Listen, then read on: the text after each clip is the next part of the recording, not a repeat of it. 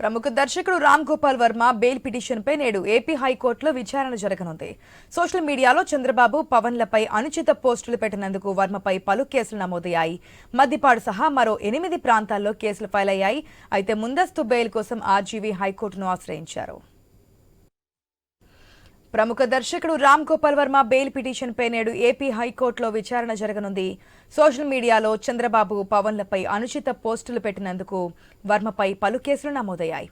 మద్దిపాడు సహా మరో 8 ప్రాంతాల్లో కేసులు ఫైల్ అయ్యాయి. అయితే ముందస్తు బెయిల్ కోసం ఆర్జీవీ హైకోర్టును ఆశ్రయించారు. రైట్, వర్మ బెయిల్ పిటిషన్పై మరింత సమాచారం మా ప్రతినిధి సుధాకర్ నుండి తెలుసుకుందాం. Right, good morning Sudhakar.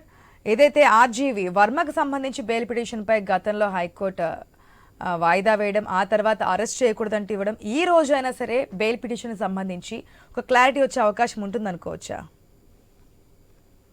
Good morning ఆశ. ఏదైతే ప్రముఖ దర్శకుడు రామ్ గోపాల్ వర్మ బెయిల్ పిటిషన్ పై నేడు హైకోర్టులో విచారణ జరగనున్నది. ఈ నేపథ్యంలోనే సోషల్ మీడియాలో చంద్రబాబు, పవన్ పై అనుచిత పోస్టులు పెట్టిన నేపథ్యంలో వర్మపై మద్దిపాడు పోలీస్ స్టేషన్ లో కేసులు నమోదయ్యాయి. ఈ నేపథ్యంలోనే ఇప్పటికే వర్మకు ఈ కేసుకు సంబంధించి వర్మకు 2 సార్లు ఒంగోలు రూరల్ పోలీసులు నోటీసులు జారీ చేశారు. ఈ నేపథ్యంలోనే ఏదైతే ఒంగోలు స్టేషన్ లో విచారణకు రావాలని చెప్పేసి వర్మకి నోటీసులు ఇచ్చిన నేపథ్యంలో ఇంతవరకు రామ్ గోపాల్ వర్మ అయితే పోలీసులు నోటీసులకు సంబంధించి తాను బెయిల్ పిటిషన్ కోరిన నేపథ్యంలో వర్మ మాత్రం ఈ బెయిల్ పిటిషన్ పైనే బెయిల్ పిటిషన్ హైకోర్టులో బెయిల్ పిటిషన్ దాఖలు చేసిన నేపథ్యంలో ఈ రోజు హైకోర్టు తీర్పును బట్టి వర్మ ఎలా స్పందిస్తాడనే దానిపై చర్చ జరుగుతుంది. అయితే రామ్ గోపాల్ వర్మ వ్యవహారంలో ఈ మద్దిపాడు పోలీస్ స్టేషన్ విషయంలో ఇప్పటి వరకు మాత్రం పూర్తిగా ఆయన వ్యవహార శైలి మాత్రం చర్చనీయాంశంగా మారింది. పోలీసులు దర్యాప్తు బృందాలకు ఏదైతే చిక్కని వర్మ ఏదైతే సామాజిక మాధ్యమాల్లో వస్తూ ఇంటర్వ్యూలు ఇవ్వడం కూడా ఇటు హాట్ టాపిక్ గా మారింది. ఏదైతే వివాహం సినిమా ప్రమోషన్ సమయంలో ఆనాటి ప్రతిపక్ష నేత ప్రస్తుత సీఎం చంద్రబాబు నాయుడుతో పాటు ఏదైతే పవన్ కళ్యాణ్, లోకేష్ పై సోషల్ మీడియాలో ఆయన అసభ్యకర పోస్టులు పెట్టారని చెప్పేసి మద్దిపాడు పోలీస్ స్టేషన్ లో కేసు నమోదైంది.